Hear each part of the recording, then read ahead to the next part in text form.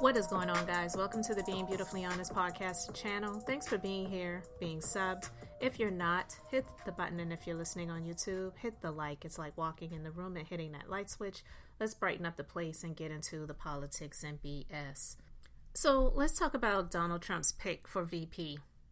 So he's pretty much picked somebody that is just going to be a yes man. We know that's all he really wants in his camp anyway, is just to have people around him that are going to do his bidding, even if it's something that is unethical, immoral, or now illegal. But hey, the Supreme Court pretty much said that he can do whatever he wants because he can be the supreme ruler and king, and he could even have a hit put out on his political opponents and nothing can be done about it. So it's absolutely ridiculous at this point.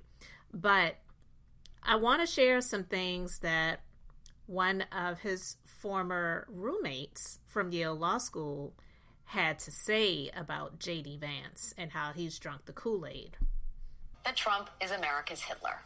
The guy JD Vance wrote that text to, his old Yale Law School roommate and current Georgia State Senator Josh McLaurin, joins us now. State Senator McLaurin, thanks for spending a little time with us this evening. The first thing I got to ask you is, in your time in the Ivy Leagues with JD Vance, did you get any inkling of the deep disgust he apparently has for Ivy League intellectuals who he now believes are part of a regime that has developed an economic platform that is distinctly at odds with what is good for quote-unquote real America? Did you sense that kind of, I'll call it populism, when you were rooming with him in the Ivy Leagues?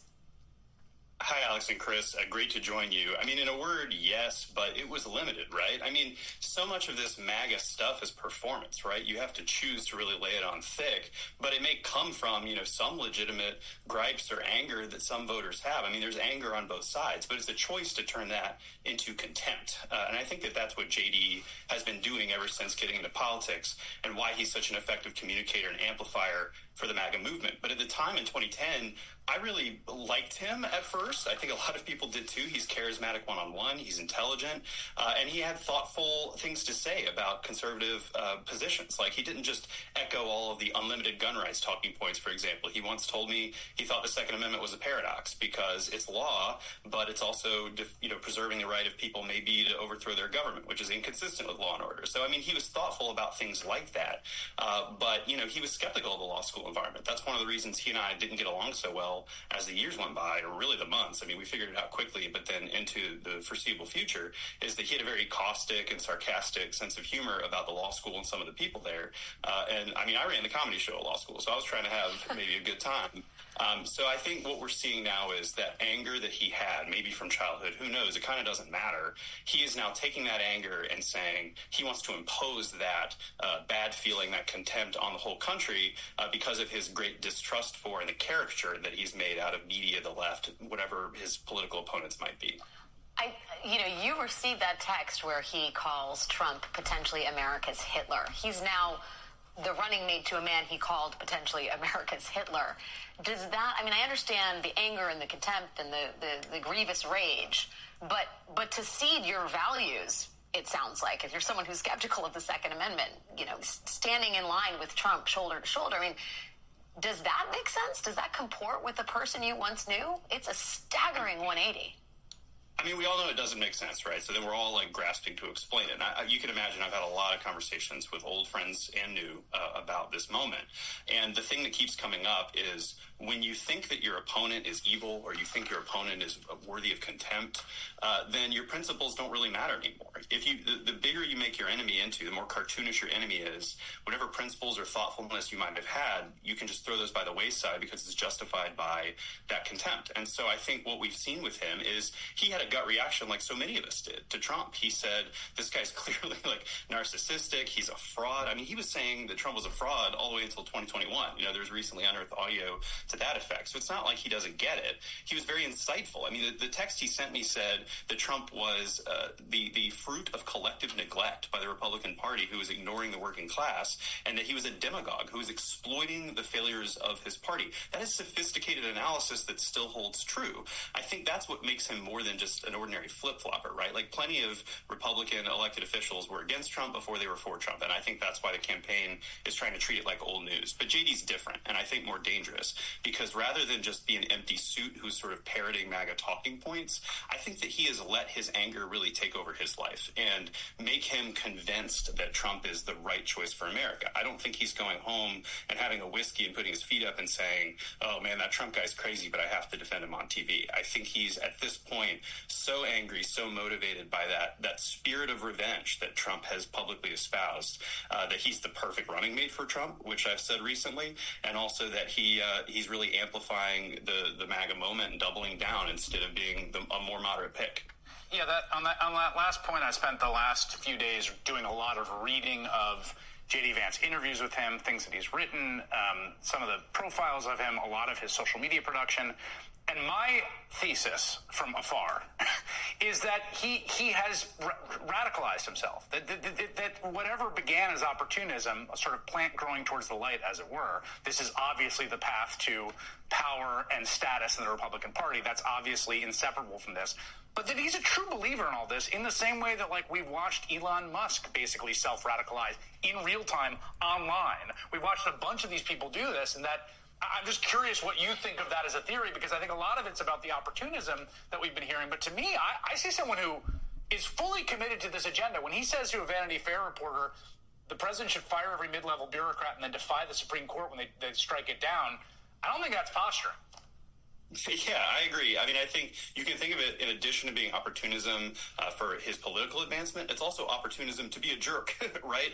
I mean, that's why I tweeted recently, I think that this is a triumph for angry jerks everywhere. I really mean that, because even if JD is just mostly angry on TV, he is creating the same permission structure that Trump has spent years creating, which is ordinary Americans can show contempt towards one another and nothing will happen to you, right? It's like what you hear about in schools, bullying increasing, this moment being deleterious for the whole country's culture. So I think that JD he really either underestimates or doesn't care the effect of this type of contempt spilling over into everyday life and further deteriorating our political culture. I agree with you that I think that he has drunk the Kool-Aid wholesale, because that's the way to motivate his sincerity when he brings that kind of anger to his messaging. All right, guys. So you heard that this guy's pretty much sold out, drunk the Kool-Aid, but like the former roommate, I should say, I don't think they're really friends, said the majority of the people who are for Trump now were against him before. And that's why it's just so hypocritical. I can't stand to listen to any of these fools, like the Lindsey Grahams, like the JD Vances, just, to name a few. All of these people were against him before they were for him. And it's only being for them because it's for their own best personal interests. And that's it. So, speaking of JD Vance, the MAGA extremism is loud and clear about how they feel about his Indian wife.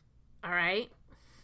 So I'm going to share a few comments that they had to say about his wife, Ushavance, the daughter of an Indian immigrant or Indian immigrants. And she was raised in San Diego before meeting her husband at Yale Law School. So one person says, who's a far-right activist and founder of America First Students, I'm sure this guy is going to be great on immigration. Which was sarcasm, right? Because he has an Indian wife who were born to Indian immigrants. Nick Fuentes, who is a white supremacist, who's also visited Trump at Mar-a-Lago.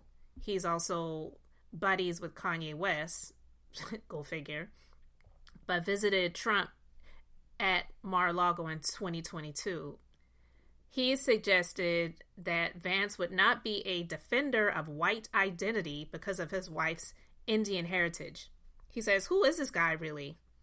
Do we really expect that the guy who has an Indian wife and named their kid Vivek is going to support white identity? Another person wrote on X, who was at the insurrection at the Capitol on January 6th in 2021. He wrote, JD Vance gets tapped as VP, and immediately there's a Hindu prayer at the RNC. Next, we'll see Senator Mike Lee and JD Vance team up to convince Trump to let in 10 million Indian immigrants. Green cards on diplomas. Another conservative commentator by the name of Stu Peters, he wrote, there's an obvious Indian coup taking place in the U.S. right before our eyes. And another person wasn't so much attacking his wife, but just showing the sarcasm in it all. This person wrote, Ushavance, the latest Indian American woman, delighted to do the bidding of white supremacy. Who needs white women when brown ones are ready to serve? Listen, they're not seeing it for his Indian wife who was born to Indian immigrants. That's why Vivek Ramaswamy didn't have a snowball's chance in hell of getting the one nomination for president, let alone the VP nomination. All right? And Coulter told him to his face, I wasn't going to vote for you because you're an Indian. Like, she said it just like that. So all of this stuff where they want to make it seem like people are against Trump and against MAGA or whatever, these are the ones that don't want unity. They want it to be white power. Like, literally, they're saying it out loud. And so this man to be married to an Indian woman, and I have my thoughts on that, but I'm not going to go into all of them right now, or none of them actually. None of this is surprising or shocking. These people, they do what they do for the sake of power, for the sake of their own personal interests. It's not about representation of the people that they're supposed to be serving in their districts, in their communities, in their congressional districts, whatever. It's about what's in their own best personal interest, because JD Vance and none of the likes of these people, they could call themselves Christians all they want to. It's just a title. It's just a label. It absolutely means nothing. None of these people serve like the real true living God, and none of them really are followers of Jesus Christ. And a lot of them would be appalled if they actually read the Bible and saw that Jesus was not a white man. But I digress. That's neither here nor there. I just wanted to talk about that for a moment and get your thoughts, so you can let me know yours in the comment section. Thanks for being here, liking, and subscribing. I'm Beth, just being beautifully honest. So until next time, I wanted to keep it brief, beautiful, and now I'm going to say bye.